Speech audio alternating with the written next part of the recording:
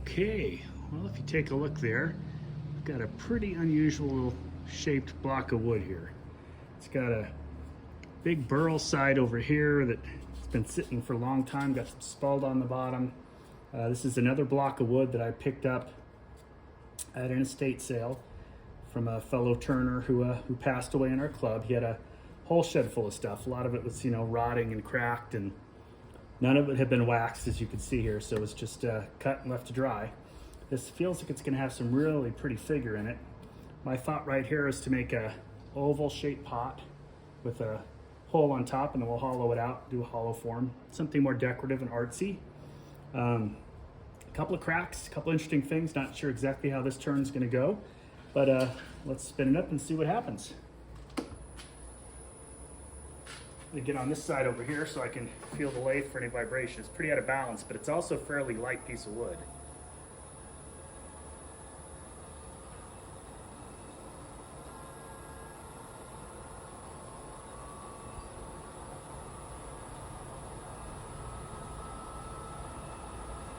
It's turning smooth at 700 RPM.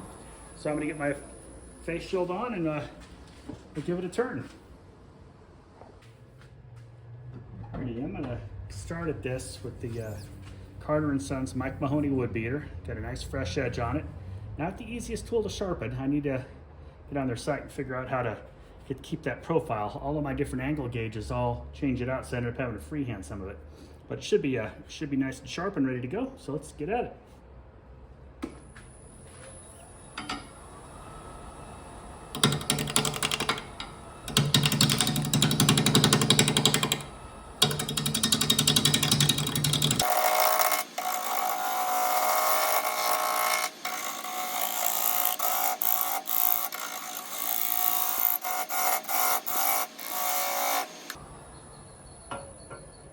I want to stop for a minute and just see exactly what I'm dealing with. This piece here is going to probably crack up, but I think we'll be okay with that gone because we have a lot to go in here. On the actual wood itself, it is cutting very smoothly, and there I can already see there's some really pretty grain. We'll be pulling this up anyway to make our round, so I'm not too concerned about that crack. We will have a piece fly off at some point, but I'm well out of the line of fire, and I got a nice sharp tool. So let's get to it.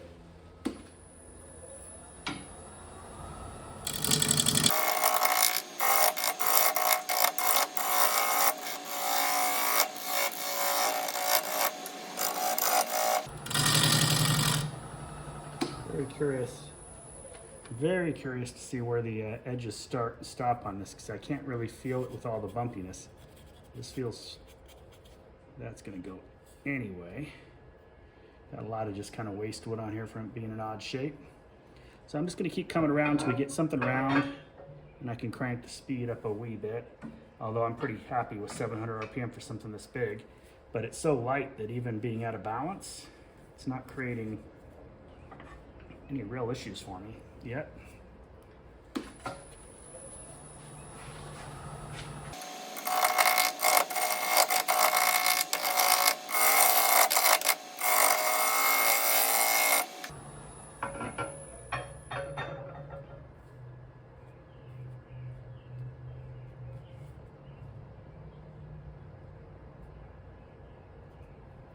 Just keep taking those corners off. Seems to be the smartest move.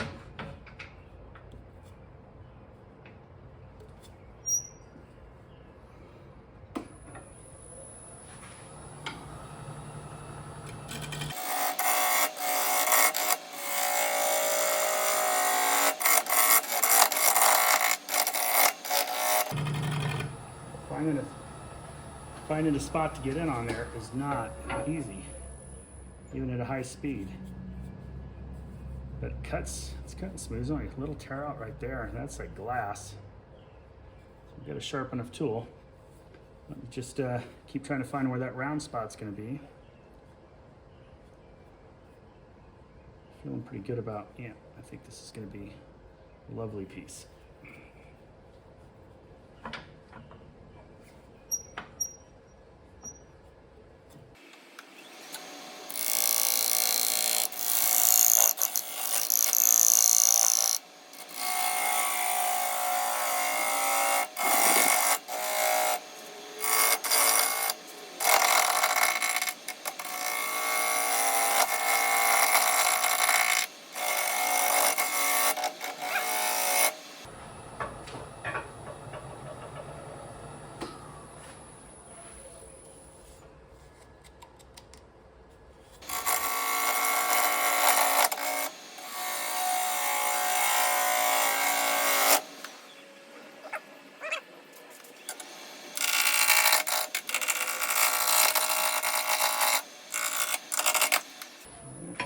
much air.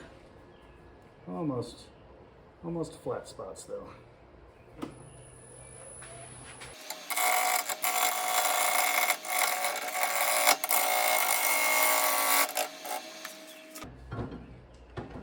I'm going to move over to something a little less aggressive.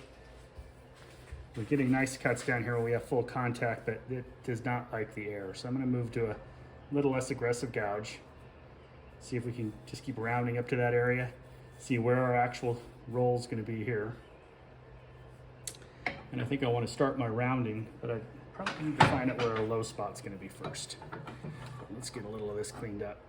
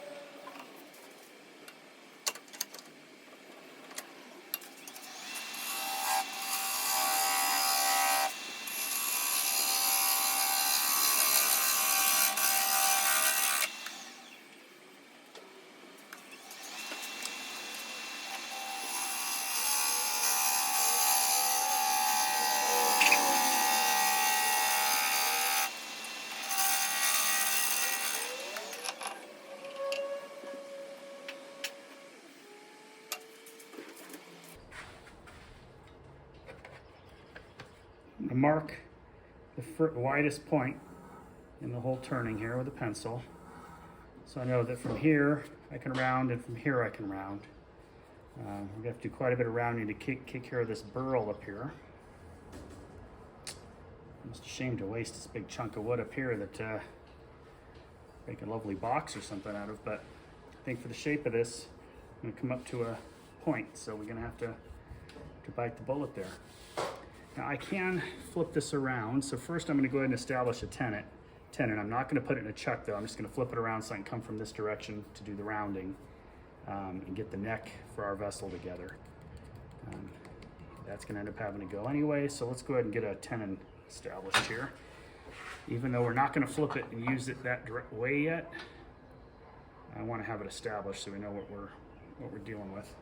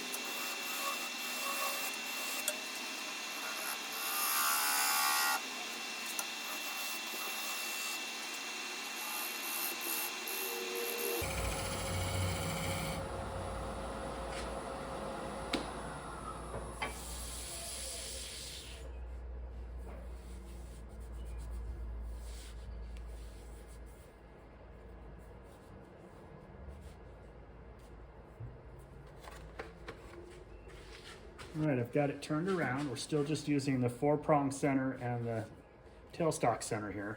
And I want to find out where my rounds are, see where I can, what I can get out of this in terms of a shape. I'm expecting to make it a kind of an oval shape with a little bit of a neck, and then we'll hollow it out.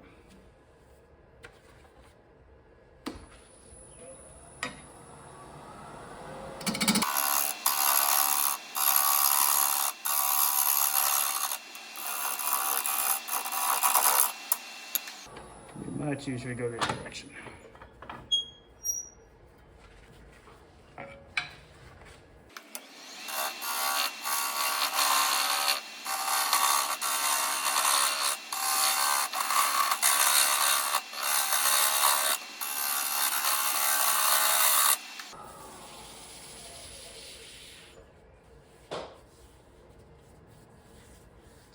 There's some options here. We do have some options. Could leave this portion open while we're turning, and we'll be turning a lot of air with the machine, but once we establish a round neck up here, that might actually be quite pretty to have most of this open in here. Never tried anything like that. That's kind of generally outside of my comfort zone, so that might be a great excuse to give it a try, huh? Do something totally different I've never tried before. I think I'm going to go for that. Let's see if we can establish a round up there.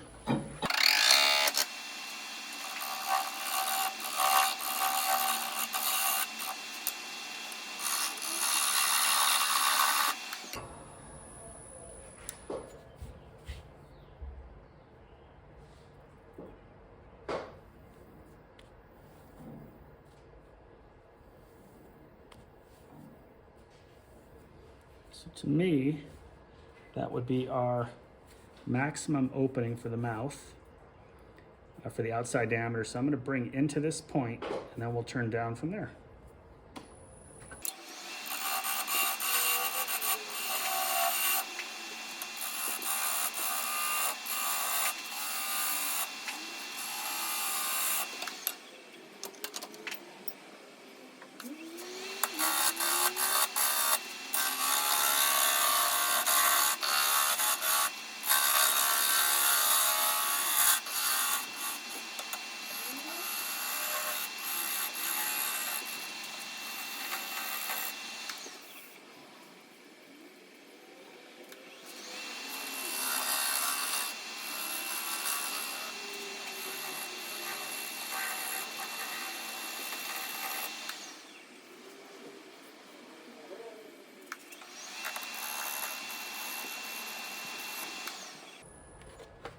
Now, what do you think of that shape?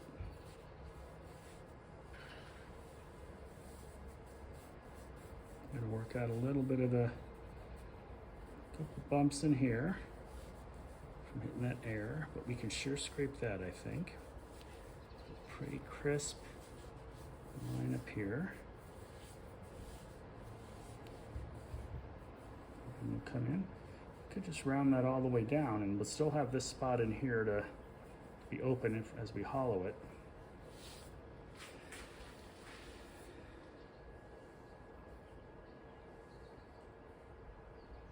I think this is a really classic shape.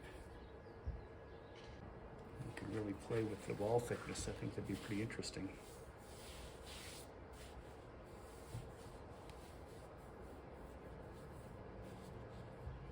Let's see if we can clean this up. Get in there and just keep it really light. I don't feel like that would scrape with a regular scraper. We're gonna have to shear scrape that. So I'm gonna put a fresh edge on my tool before we take those last cuts, before we make a final decision.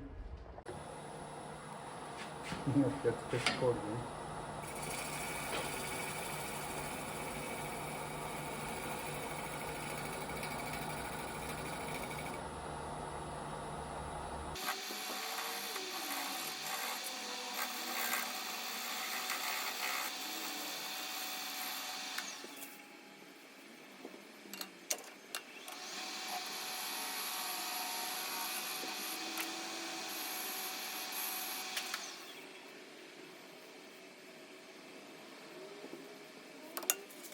Okay, I'm gonna sand this thing up and I'm gonna flip it around, put it on a 10, put it on the chuck, drill a hole and start hollowing.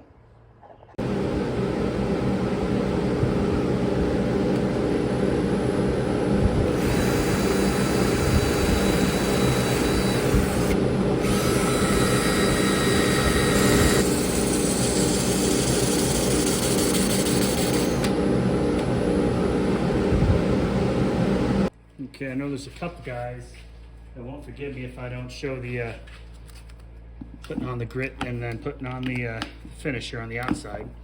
This is probably only one of 2 times we'll do the application, but I just want to get a nice nice polish on it before I flip it around. It's really much harder to polish it on the other side.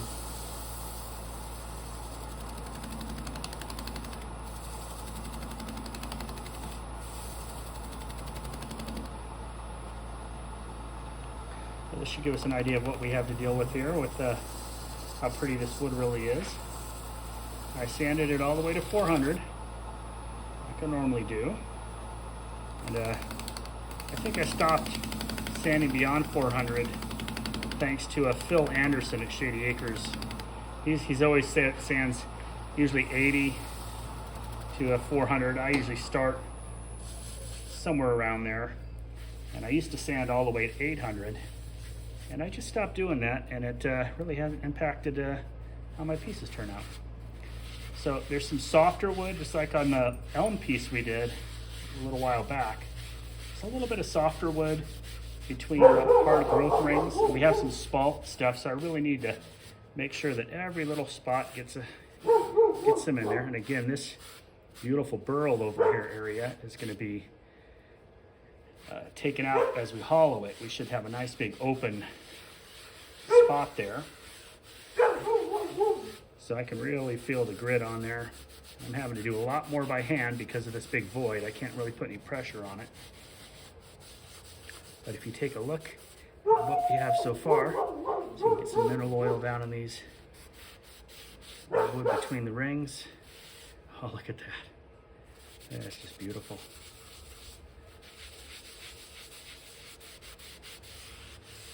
Okay, so this is just the grit, mineral oil, F2 pumice, and a little beeswax. So I'm gonna speed it up. It's gonna be hard when we get to the air there, so I'll have to be very careful. So let's just polish up what we do have.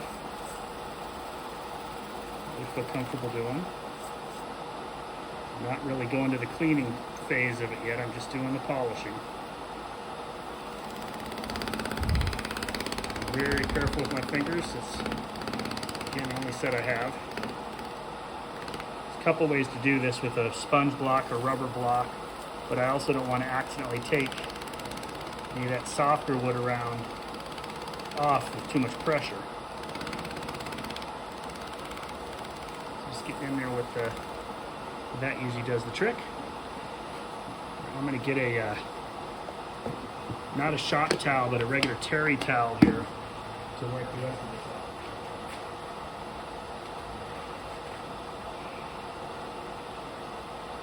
A little bit more control, a little bit more padding as well. And right now we're just cleaning off the wax and the grit from the polishing. And I can stretch this now and come across here where my hands aren't back there. So I'm just holding it taut, pulling it against my body, kind of like isometrics, and then get in there and rub that out. You never want to wrap your hands in a towel, right? Because your fingers in there, the towel gets caught on something else. I'd rather have it pulled out of my hand than have my finger pulled away with it. So be careful, never do this. Never take it and wrap your hand around it to get a good grip on it. You got to hold it outside of there or you will eventually have an accident. So now I'm bracing it this way, pulling here, and I can get into those areas that are air where normally I could be grabbing my fingers. All right, so that's first of the polish. I won't do the beeswax until the very end in the carnauba, but look at that. Isn't that beautiful? What a piece of wood. This beautiful radiance here in with the spalting and the feathering from the crotch rolls all the way down. They meet up here almost about 60-degree angles and then shoot off in different directions. So when the light spins around in the room on that beautiful spalt downstairs pattern is, or the bottom of the bowl downstairs on the bowl, it's quite pretty. You're only going to see that from a few angles. And now because of the way the light hits it, hit it up here where light come around the corner with the same light hitting it, and it changes color. So it almost looks two-tone, even though all we did is shape and polish the wood. There are a couple little pits in here that are actually in the wood itself, and I really can't sand beyond 400 to make any sense. I'd have to go real deep, and I think I just keep pulling out some of this older punky wood. So we're just going to be satisfied for now with that.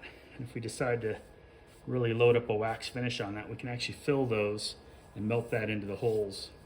I don't even know they're there. All right, next phase, now I gotta set up for a hollowing. So I'm gonna turn this around, put it in a chuck. Actually, don't turn it around because the tendon's on the side, but I'm gonna put it in a chuck, set up the Forstner bit to drill our first hole so that we have a nice place to start and remove some of the center mass down to our probably a half an inch from our final thickness. And then we'll start coming in and we'll do the top edge first and move ourselves down. If this feels unstable or I'm getting a lot of vibration, I'll get the steady rest out. And I think we have enough area back here to run the steady rest with the wheels if we need some extra steadying. But if we try to run it out here, we would just have it click, click, click, click, click with the air. So hopefully we'll have a really nice hold with our tenon and we won't have any issues. So I'll set that up and be right back.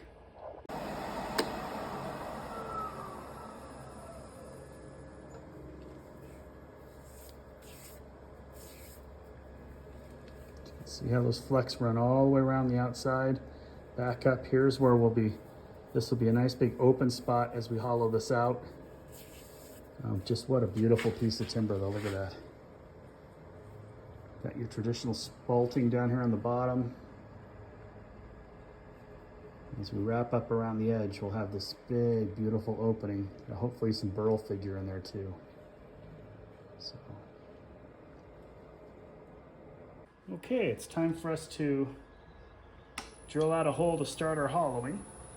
I've got a 50mm Forstner bit, about 2 inches, and we're turning at 360 RPM.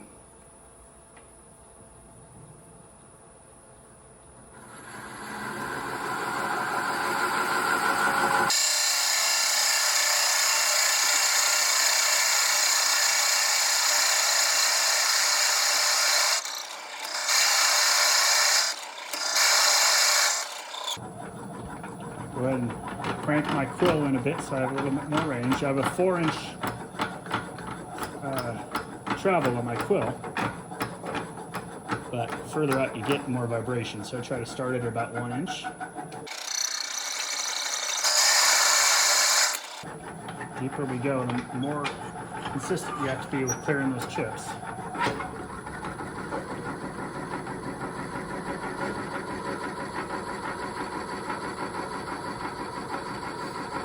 Back in on 1 inch.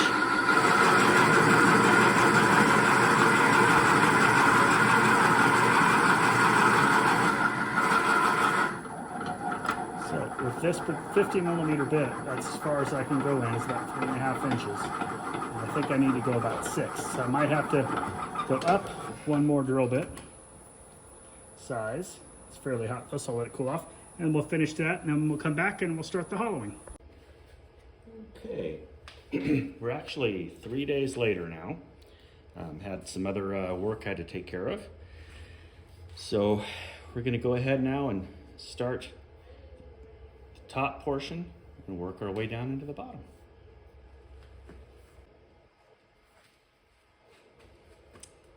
Okay, I'll get the speed, I'll be right around 600. We'll be gentle. We're not taking any huge cuts. So let's get at it.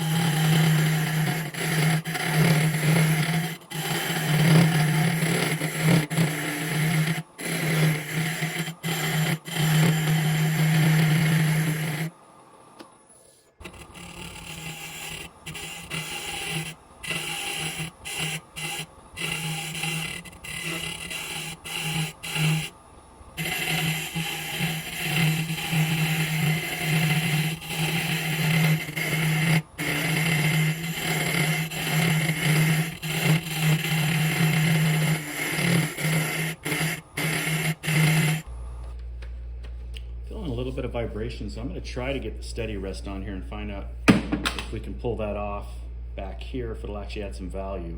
Because if not, we have this. I don't want to create a bumping situation. But I've never tried it with something with a little void, so let's see if we can make that work.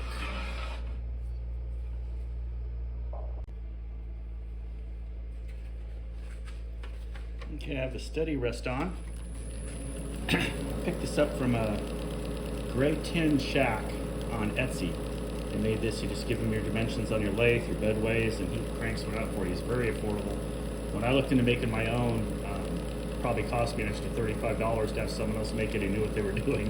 When you're looking at the materials, the parts list and stuff. So I felt it was a really good investment. The guy took good care of us. So really pleased with that.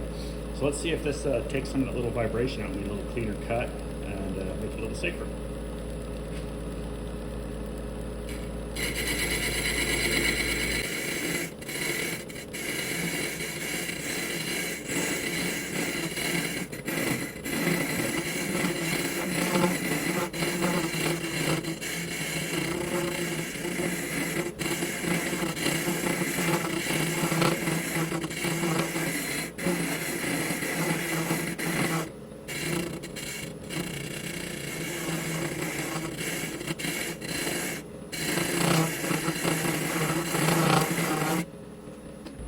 Getting some vibration. Obviously when you're going that far in, but we're getting a much smoother cut.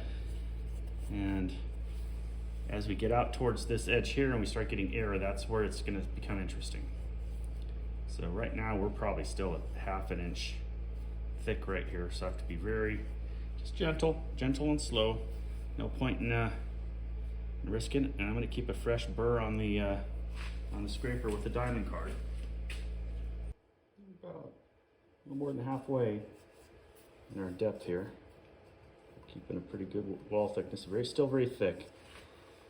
So probably need to start making a couple of smaller passes there. Get a little bit of thickness out.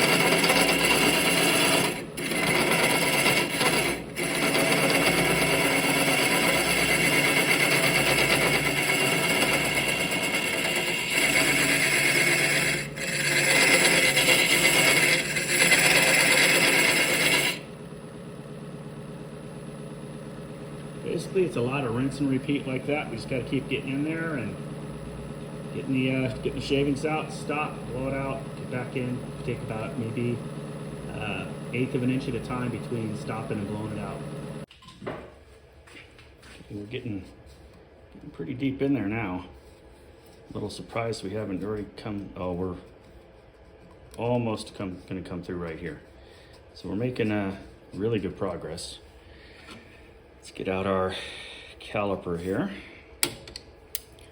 Let's see if we can, oh, I'm gonna have to move the banjo here for the measurements. So on the lip right here, we're at 0.4, just under ½ inch. As we come in here, 0.6, 0.7. Right here, we're still at 0.8, but right here,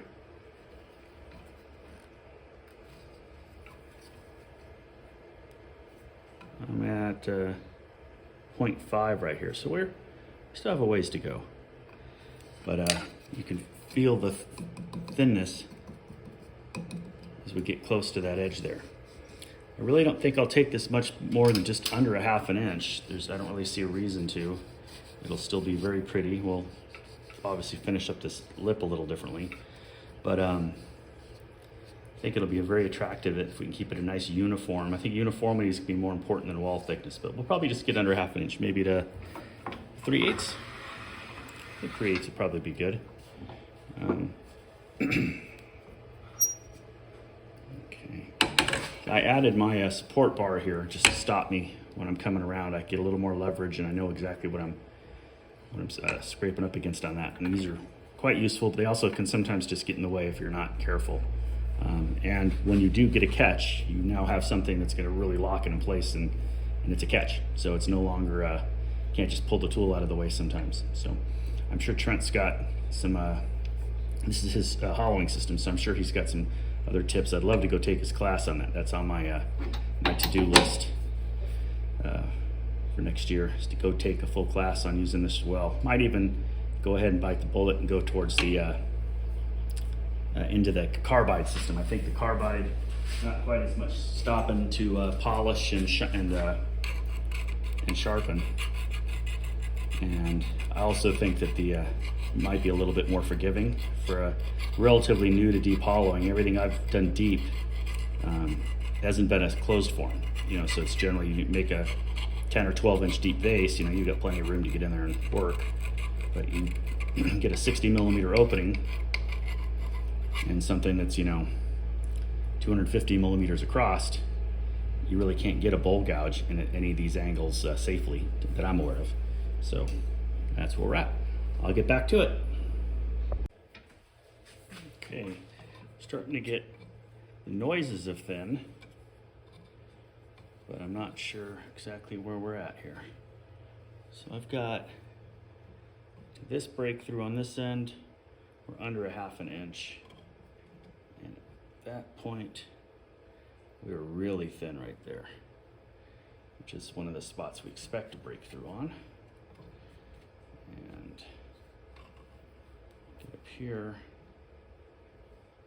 yeah, we still have triple the distance of the thinnest spot. So that's gonna give us a nice wall, and we will still get that open void here that we're shooting for. So, but we're getting close. Just patience and slow cuts, because I don't wanna have a cut that ends up catching or blowing my piece apart this far.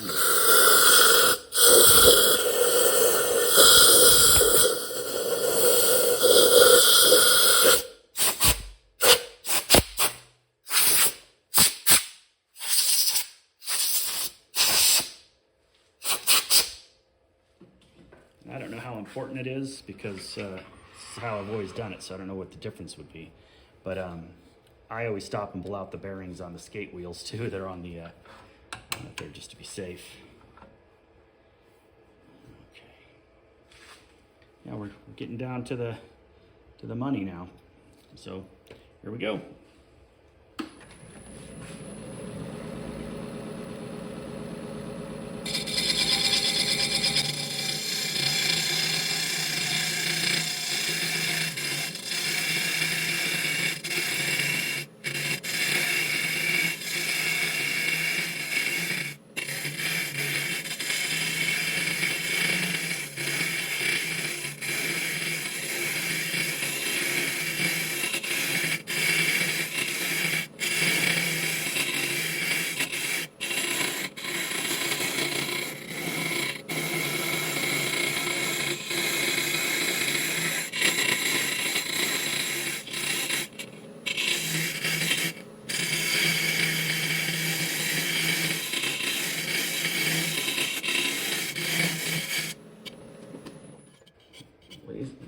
sloppy they're pulling it off the end. Got myself a little nick on my rim. So, boy, this is nice and smooth in here though. We should be coming through here at any moment. Just trying to play it safe. Not create any additional drama for myself.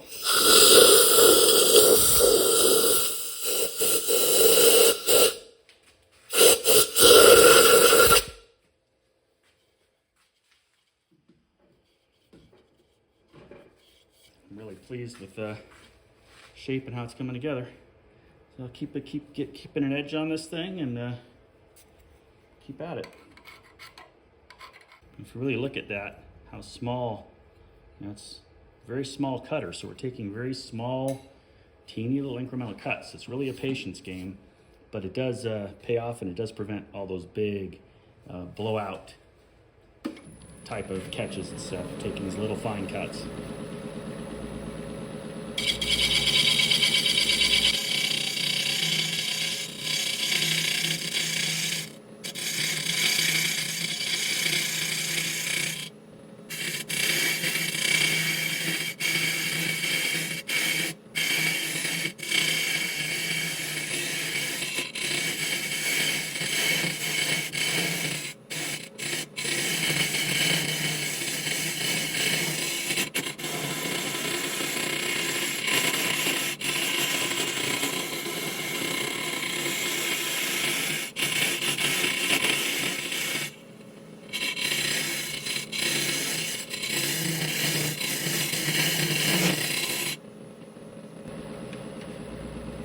Got a little bit of a poke through here,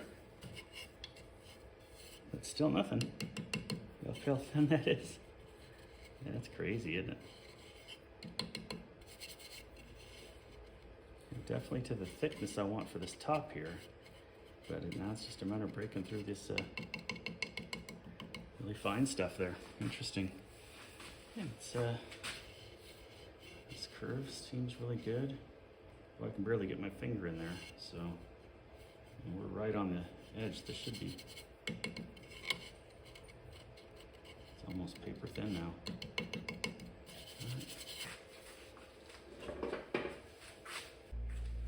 I always stop, about 15 minutes or so and make sure that I've got my chuck still staying nice and tight. So we're getting down now where vibrations and catches are a real concern.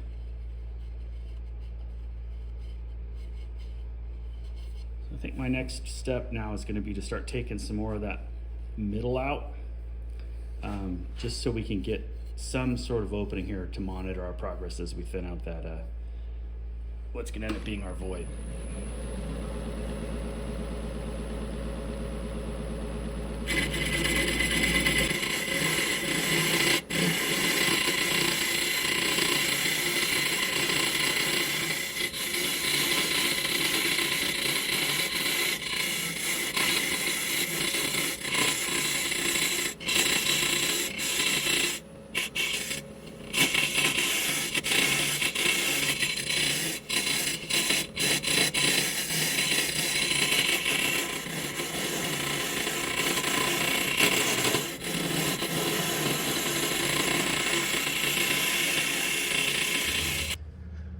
Okay, I have gone ahead and went to the larger 3/4 inch bar so I can get a little bit deeper reach. I could have gone with a bigger gooseneck as well, but I felt like I would risk poking through the top with that at the different angles I was working at. So I just went to the thicker, deeper bar, and I'm going to slowly start peeling that away.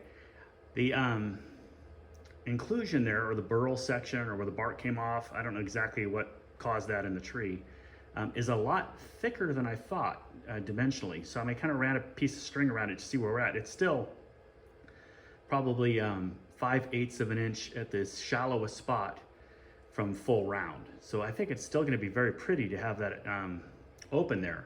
But it also opens up the option now of just finishing it out as is without opening up that and having that void there.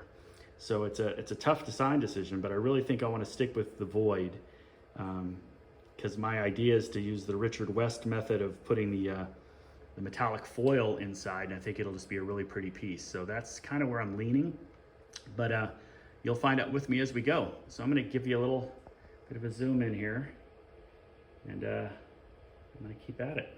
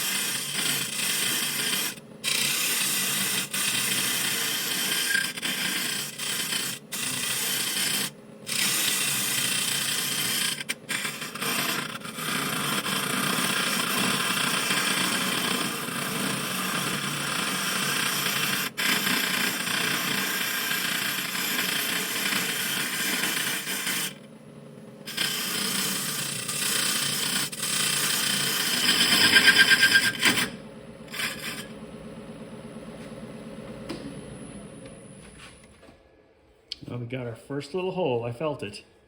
There we are. So that's where the majority is going to happen. Boy, is it dusty.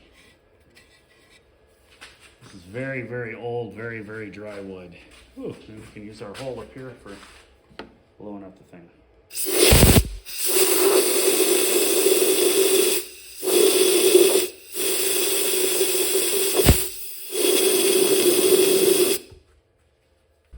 So we finally got our first piercing up here. It gives us an idea of where we're gonna, how we can fill out the rest of this. Oh, but that's nice and smooth in there too. Wow, that's nice. I'm gonna have to come in at that bottom there here pretty soon. Okay, I'm gonna take a few more passes along the top up here and do my very best to not have my piece blow up on me.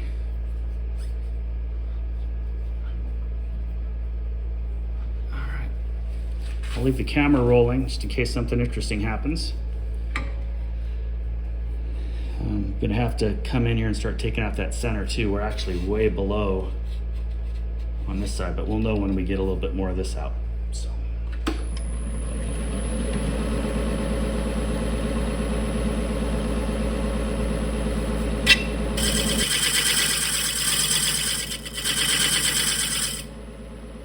Yeah, I can actually see the tool now on this side, so I'm going to try to reposition the camera so you can see what I'm seeing. So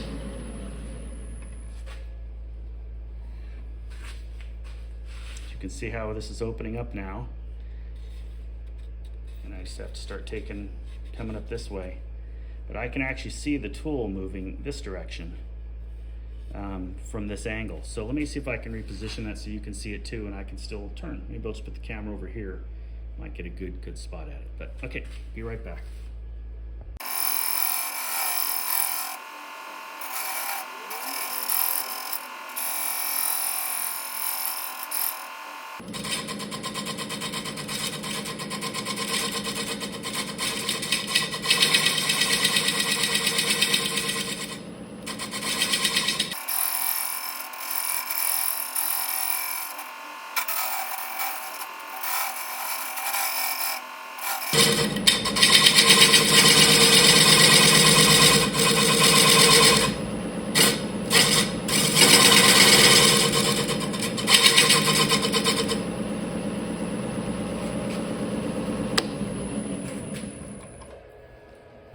Slowly getting through this part right here, and I think that'll open up really nicely. You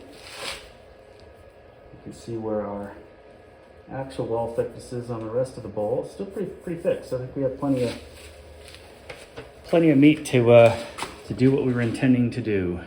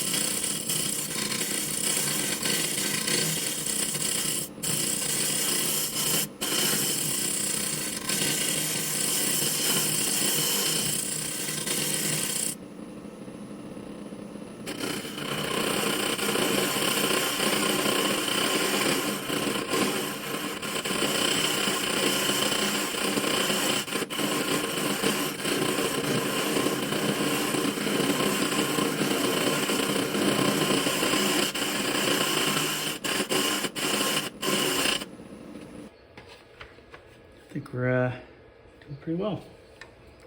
So our wall thickness now, I can get the caliper in here.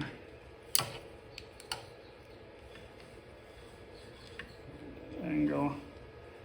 We're at, oops, gotta get it closed up there. We're at 0.33, so 1/3 of an inch wall thickness down here to here. So now I'm just gonna focus on getting into the center there and slowly hollowing that out down to our bottom form, trying to maintain that same wall thickness. I will have to thin this up a little bit because this is thicker than the wall, but I think that'll be an easy little hit with a bowl gouge when we're done and when we start our sanding process. We are keeping a pretty smooth finish, so I'm pretty happy with the walls. Aren't going to take a whole lot of work, which is surprising. I thought this would be a real nightmare, to be honest, but cool. I'm going to get the straight tool for now and just start going in and cleaning out that center. We'll get up here, we'll sand this out gently so we keep that nice profile and shape that we've established up here. Still pretty thin, so as we're sanding it, we might go open up that opening a little bit more than the wall thickness will allow for. It's a lot more discoloration than actual loss of depth. Interesting. All right, so I'm gonna get to doing the center here. I'm gonna put the straight tool on the hollowing system, and we'll be back in a bit.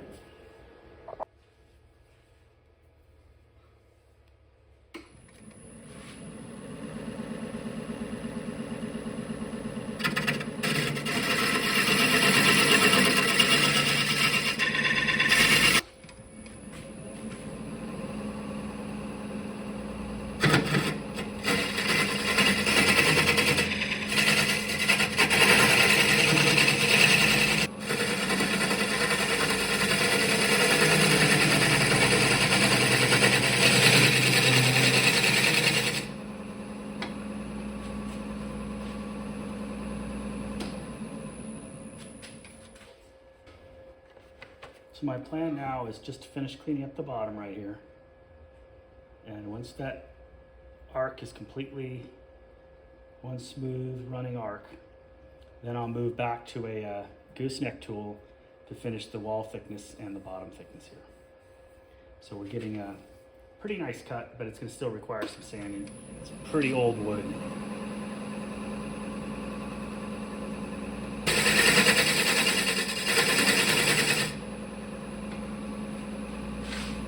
We have a nice flat bottom now.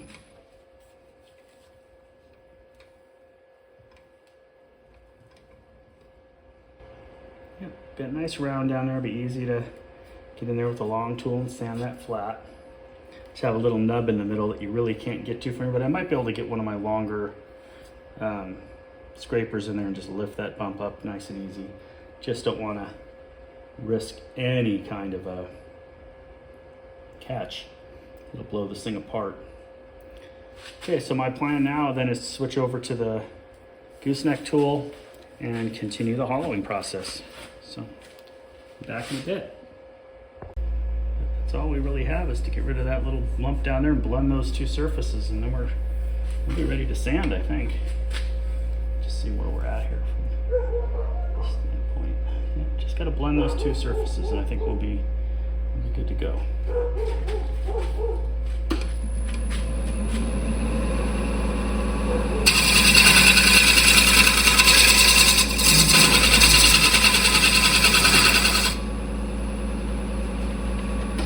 So at this point, I'm really only able to feel, like you can feel where a bump is, and you just slowly work yourself over it.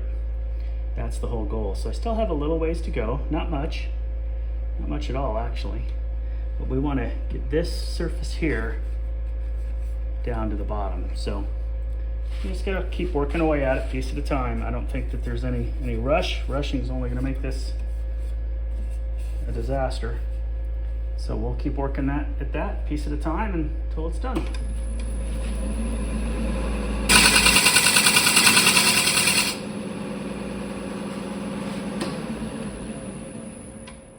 So we're only getting about minute and a half of turning between having to empty out shavings and inspect our finish it. Still not close enough where I feel like I need to get out a caliper. Said the guy who's probably gonna make a funnel if he's not careful, but we're getting real close there. We're really close. Feeling pretty good about that. It's gonna be pretty. Yep, so I'm just gonna keep working in this spot down here and around to there, and we're really close now.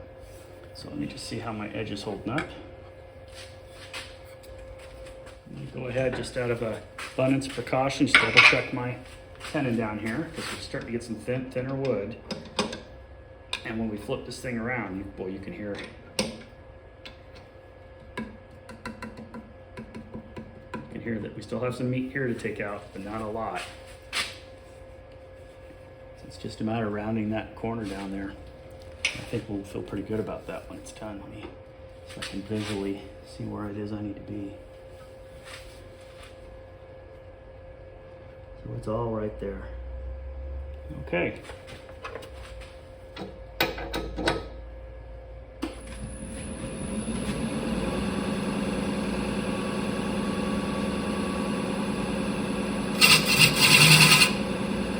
We're there.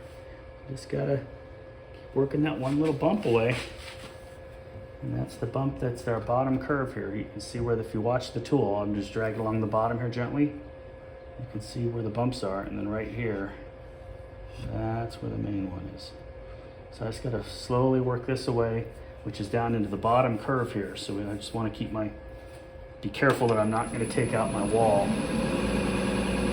coming from the bottom. So I'm gonna swap out tools for the less aggressive bent, put a fresh edge on that, and then it'll help me pull that bottom out. And then we're gonna get to regular tools so that I can pull the little center nub out, although it probably will sand out just fine, but I'd like to get it out good. Boy, there's some figure in there.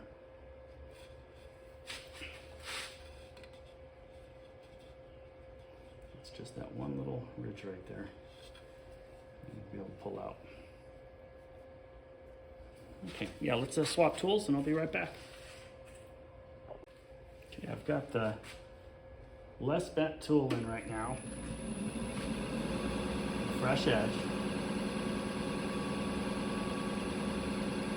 Slowly find my bottom there.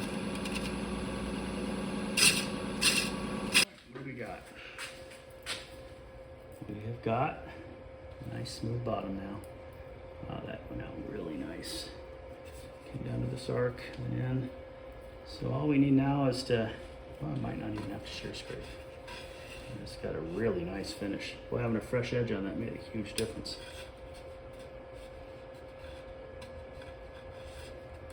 Yeah, I'm gonna go ahead and, well, I actually don't think I want to do that. I'm gonna take just one or two more passes, famous last words, just to get a little bit more depth on the bottom here, because I'm looking at it and I'm about an inch, no, about 3/4 of an inch. So I'm gonna just take some of this material out and concave the bottom just a wee bit. I just don't want to end up with a funnel.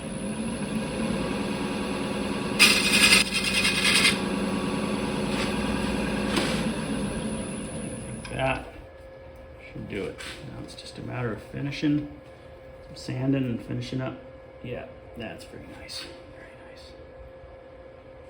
Okay. So let's take a look at taking the trim wash down now. We'll round up this neck here, finish our view there, and then we'll get inside with maybe do we want to shear? No, I think we're just gonna sand. We're not gonna do any shear scraping inside. It's got a really nice finish. I don't think it needs any scraping. We'll be able to get that with the 2-inch sanders on a long pole. Should have no problem getting that cleaned up really, really nice. Hopefully I can get the outside as pretty as the inside, but I was still kind of kicking around doing what Richard West, if you guys don't follow him, you should. He does this beautiful metallic foils and appliques, like gold leaf and metallic leaf and stuff inside these hollow forms that have holes in them so you can see. But I think this hole is pretty small and the inside is pretty smooth. I don't have a bunch of tear out or anything. So I think we're probably going to be better off just finishing up so it has the same pretty finish on the inside as the outside. And then we'll flip it around And we have a nice strong neck here still, so I think I can actually mount this pretending this is a mortise. So we'll go ahead and expand the jaws in here. Maybe use both jaws at first to expand it, make sure we're running nice and true, and then we can gently shape and take off that bottom, so we'll have our nice round bottom for this this bowl. Don't think I'm going to make a lid or a stopper for it, although we can always change our mind later, but I think just as it is, it'll be a very pretty piece. So I'm gonna let that be what it is instead of trying to add additional embellishments. I can always change my mind later, but for right now, I think that this piece kind of speaks for itself and isn't going to require any more bedazzling, so to speak. Don't need to bedazzle it. All right, let me set up for the next round. I'll be right back. Okay, I'm going to just take a standard bowl gouge.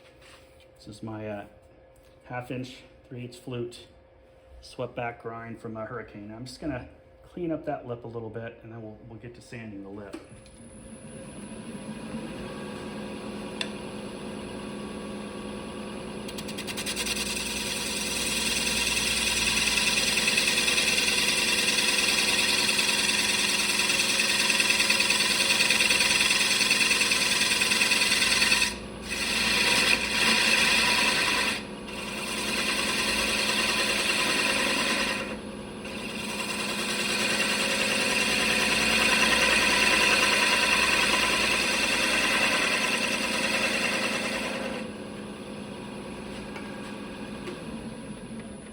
The look I wanted.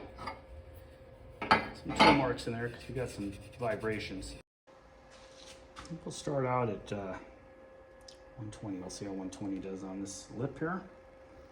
I have my speed down at around 350.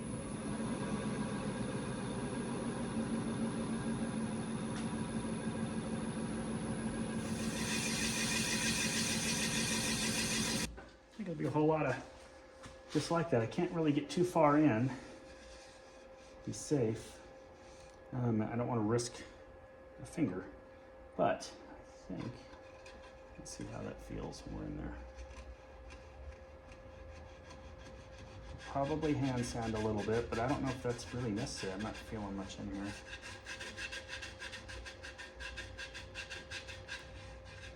More concerned about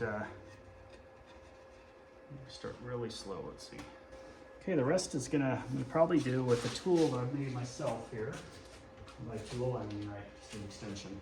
But the 1/4-20 all thread fits perfectly into these little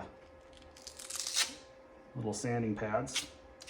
So I can get deep in there and still use a power drill and still cover those bottoms down there. And if I'm gentle and don't catch any of this out here, I should be able to sand even some of the lines you can see right there. But we can get in there. I don't know if you can see from there. Let me see. We should be peeking out. I should be able to come in and get areas here, and I could probably even do it by hand. But we're gonna do it with, start with the 120 grit and just work that bottom down. And I'll bring you back when we're ready to add some finish. Okay, so as you can see, I set up the oldest trick in the world. Open your garage door, get on a large industrial fan, blow the dust away while you let your dust away. So that's what I'll be doing here for a bit.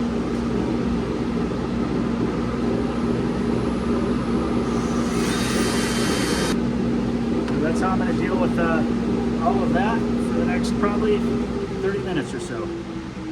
Now I'm sure I'm not the only person to do this, but just a little piece of dowel, run some heavier grit sandpaper on there, a little off center, shove it in there, and it'll, you can get all of the stuff you can't reach with a normal hand.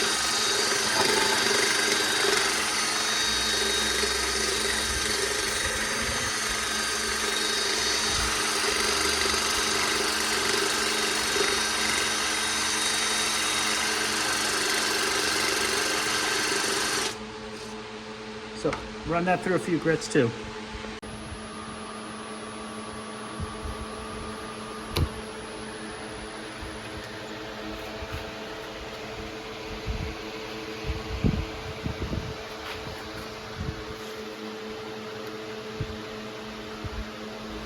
Okay, we're down to that spot now where it's time to take the tenon off. I haven't finished the interior yet. I'm gonna polish that, but it's gonna take me a long time by reaching in there to get to it. So thought we'd start with what we have here. I cut a little funnel that meets, or a cone that meets the same diameter as the mouth of our vessel here. I don't want to crack anything. Start turning it up slow here. Yeah, nice and true, look at that. So I'm gonna go ahead and take the bottom off. We're gonna do a little bit of extra rounding right here just to bring that in. And that means I'm gonna have to polish and sand this one area again a little bit. I just wanna bring this section down as we get rid of this so we don't have such a big opening on the bottom here. Or a big base.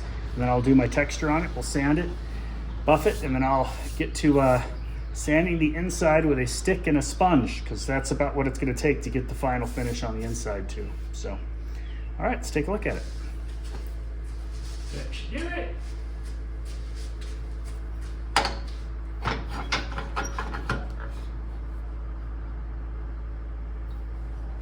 Just gonna come at it at about 600 RPM. I have a standard, a bowl gouge here. Just be real gentle.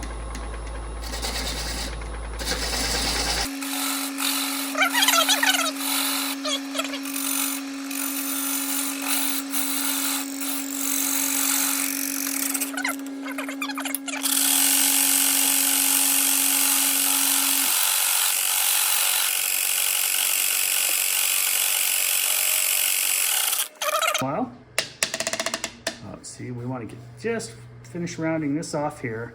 I got a little bit of a lip left, and then I think we'll have a very pretty bottom. I'm still gonna have a flat spot, so it sits flat, but I would like to have it as round down to give it as much of a shadow line off the table as we can get. It's pretty solid.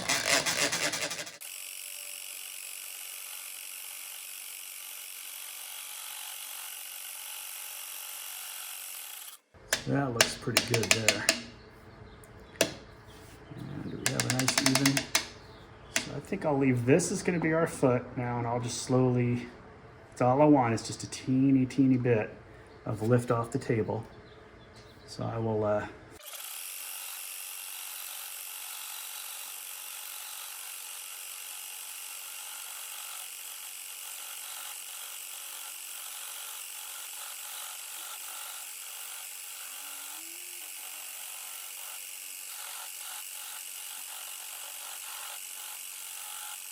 cut our straight edge and see.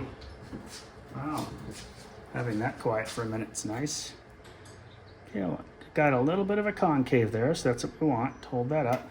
Now, I think I'm gonna sand to this. I'm gonna texture a teeny ring right here. Still be on the bottom, but from inside the foot out where I do the texture. And this cove matches the cove up on top is kind of what I was hoping for the foot, just for a little bit of symmetry in my own head. So I'm gonna sand this, feather that, blended that back in, texture, and then we'll refinish that one section there, and I think we should be good. It's all gonna be hand sanding. I'll start it up and then I'll turn off the recorder so you guys don't have to watch me sand.